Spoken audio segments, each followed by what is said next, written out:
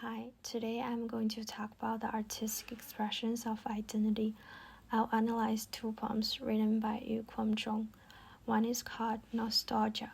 The other one is called Waiting for You in the Rain in English. Yu Kwom-jong is a Taiwanese writer, poet, critic, educator, and translator, so his works tend to focus on the four fundamental aspects of literature: poetry, prose, translation, and commentary. In these two poems, Nostalgia has a social and historical context. At the beginning of 1949, the Chinese Civil War was not over. It was a war between the Kuomintang and the Communist Party of China. The Communist Party won the final victory as his family was an intellectual. He was forced to flee mainland China for Taiwan with his parents.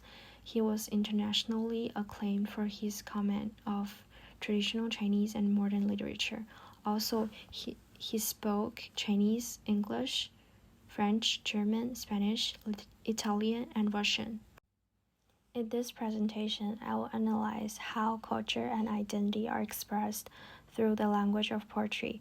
I'll do this by analyzing Taiwanese poet Yu Kwom-jong's personal identity, creation and emotion, and cultural identity, gender, and nationality by a close analysis of two modern pieces, Nostalgia and Waiting for You in the Rain. In this poem, Nostalgia, Yu Kwom-jong's identity and culture are expressed through the language, expressing his personal emotions and Taiwanese identity through the time adverbials of when I was a child, then I was a grown-up, during the later years, and at present throughout the poem. The poet expressed the abstract nostalgia with the help of actual things such as stamp, traveling ticket, graveyard, and channel, and used method and different perspectives to make the audience feel their feelings. This poem summarized his long life course. The last part of this poem directly expressed the nostalgia of the motherland. In addition, Channel described the position and the distance between Taiwan and mainland China, expressing Yu Kwom-jong's identity as a Taiwanese. Since the 1970s, his poetry has focused on the nostalgia and longing for China of many Chinese soldiers and Kuomintang's government workers who fled to Taiwan after the Chinese Civil War. The second poem is a love poem written by Yu Kwom-jong in 1962.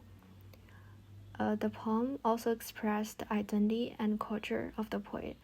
The words "every lotus resembles you" and "sweetheart" show that the poet is describing a girl. Therefore, we can deduce that the poem described the anxious and complicated state of mind of a boy waiting for a beautiful girl in the rain with sincere and warm feelings.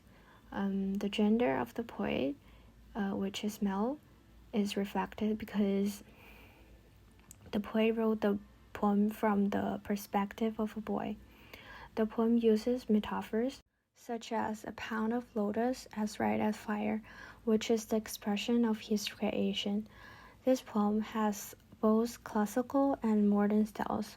Yu Kwom-jong was inspired by ancient Chinese poetry. From the last sentences, Zhang Baishi, we can know that the poet referenced a love story, which is the expression of intertextuality, and also gave lotus a new meaning.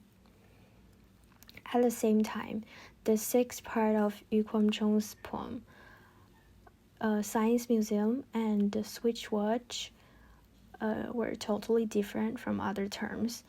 Science Museum is a symbol of modern civilization, and the Swiss watch is also the product of modern science and technology. They are cleverly and naturally used by Yu Kwom-jong to suggest to the audience the background of the meeting between the boy and the girl. In conclusion, language is a carrier to express or affirm identity. We can express identity through different languages, and authors often use different and special language to express or affirm identity.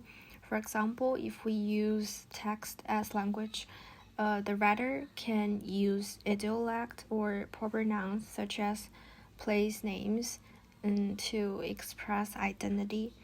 Yu Guangzhong used this method to express his identity in those two poems. An audience can affirm identity according to the words, lyrics, elements, and even colors in the Pacific language.